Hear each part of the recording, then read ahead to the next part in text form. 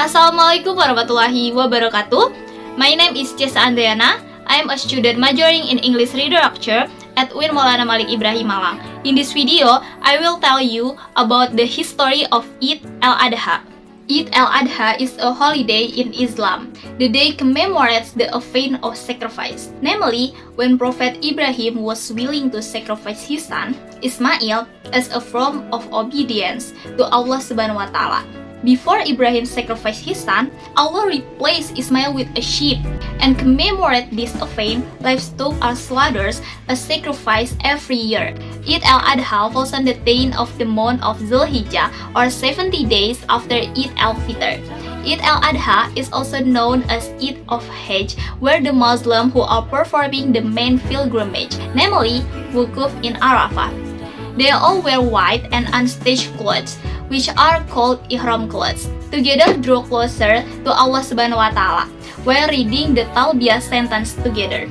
Eid al-Adha is also called Eid of Qurban because on that day Allah gives us the opportunity to get closer to Him.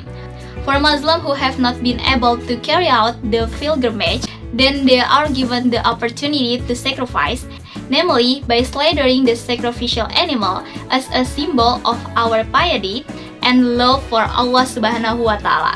Eid al-Adha is held when the pilgrimage is in progress. The pillar and core of the pilgrimage is Wukuf at Arafah, while the day of Wukuf is known as Arafah Day, which starts on the 9th of Zulhijjah until dawn on the 10th of Zulhijjah. Eid al-Adha and the days of Tashriq are days that are forbidden for Muslims to fast. On the day of Eid al-Adha, Muslims gather in the morning and perform Eid prayers together in the field or in the mosque. After the prayer, the sacrificial animal is slaughtered. Animals that can be sacrificed are camels, cows, goats, and sheep. 1/3 of the meat of the Qurban animal is consumed by the family of the Qurbani, while the rest is donated to others. One day, Prophet Ibrahim was tested by Allah Subhanahu wa Ta'ala, namely accepting Allah's command to sacrifice his son, who was then 7 years old, with his own hands. This command was received by Ibrahim through a recurring dream.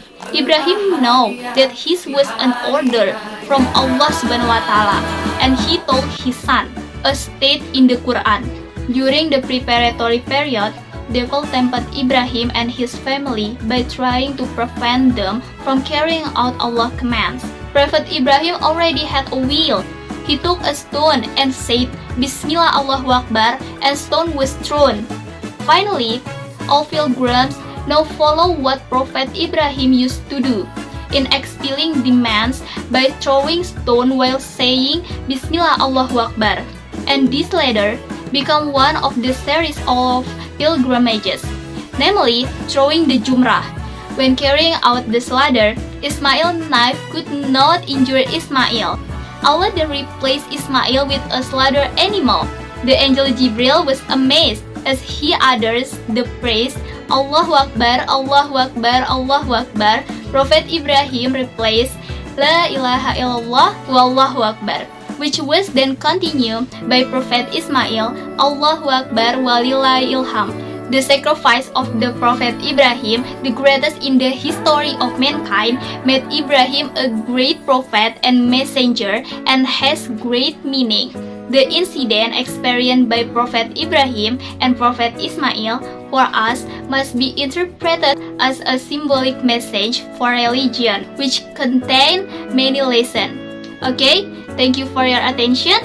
Wassalamualaikum warahmatullahi wabarakatuh.